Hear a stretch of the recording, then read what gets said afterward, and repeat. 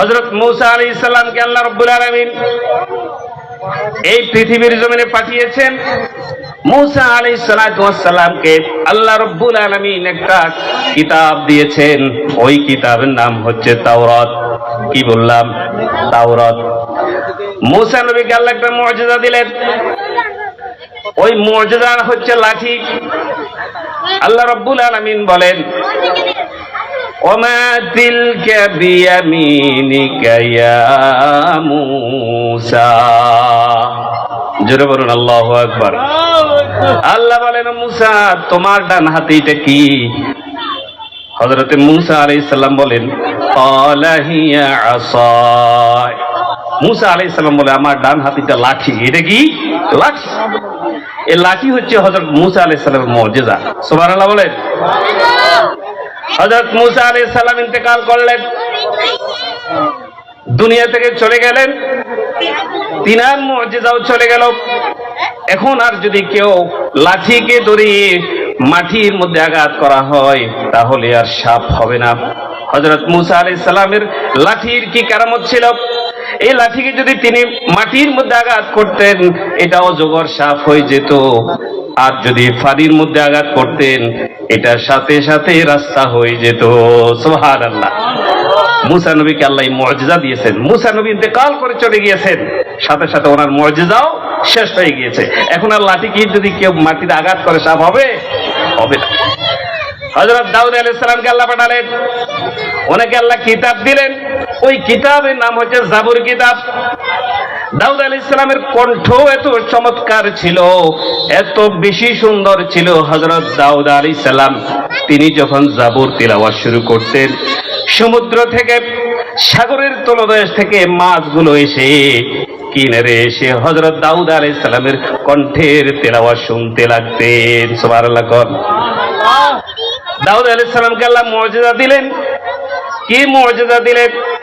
তিনি যখন লোহাকে হাতে নিতেন, লোহাকে হাতে নিয়ে হযরত দাউদ আলাইহিস সালাম তিনি এইভাবে চিপ দিলে লোহা গলে পানি হয়ে আঙ্গুলের পাক দিয়ে নিচে পড়ে যেত। সুবহানাল্লাহ। এটা হচ্ছে দাউদ আলাইহিস সালামের মুজিজা।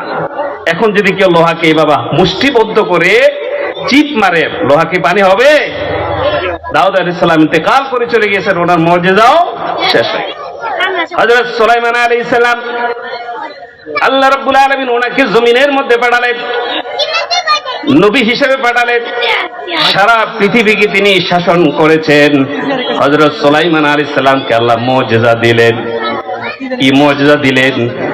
বাতাসরা ওনার কথা শুনতো, জিন্দা সুলাইমান নবীর কথা শুনতো, পিঁপড়ে সুলাইমান নবীর কথা শুনতো, পশু পাখি সুলাইমান নবীর কথা শুনতো। কন্যা সুবহানাল্লাহ। সুলাইমান আলাইহিস সালাম দুনিয়ার সফর করে শেষ হয়ে তিনি ইন্তেকাল করে চলে গিয়েছেন। এখন কেউ আর পিঁপড়ার ভাষা বোঝে না, এখন আর পাখির সাথে কেউ কথা বলতে পারে না। ঠিক কিনা বলুন? এগুলো ছিল ওনাদের মুজিজা। হযরত ঈসা আলাইহিস সালামকে আল্লাহ পাঠালেন। ঈসা আলাইহিস সালাতু ওয়াস সালাম আল্লাহ রাব্বুল আলামিন ওনাকে মুজিজা দিলেন। আল্লাহ পাক বলছেন, ওয়া ইউকাল্লিমুন নাসা ফিল মাহদি ওয়া কাহলাউ ওয়া মিনাস সালিহিন। জোরে বলেন আল্লাহু আকবার। ঈসা আলাইহিস সালাম যখন ছোট্ট ছিলেন, মায়ের কোলে যখন তিনি ছিলেন, শিশু অবস্থায় তিনি মানুষের সাথে কথা বলতে পারতেন। একটা ছোট্ট বাচ্চা, দুধের বাচ্চা কথা বলতে পারে কিনা বলেন? আল্লাহ যদি চায় পারে। ঈসা আলাইহিস সালাতু ওয়াস সালাম তিনি যখন কুষ্ঠ রোগীর গায়ের মধ্যে হাত মুছে দিতেন এবং জম্মান্ধর গায়ে যখন হাত মুছে দিতেন, সাথে সাথে আমার রব্বুল আলামিন ভালো করে দিতেন। সুবহানাল্লাহ বলেন। এগুলো ছিল ওনাদের মুজিজা।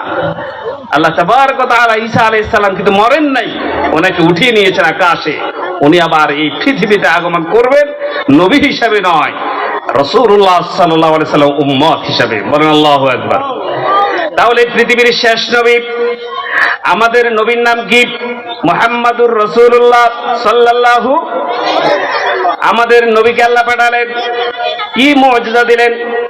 আল্লাহ রাব্বুল আলামিন বলেন, আমি আমার বন্ধু মুহাম্মদ সাল্লাল্লাহু আলাইহি সাল্লামকে 3000-এর চাইতে বেশি মুজিজা দিয়েছি। বলেন সুবহানাল্লাহ।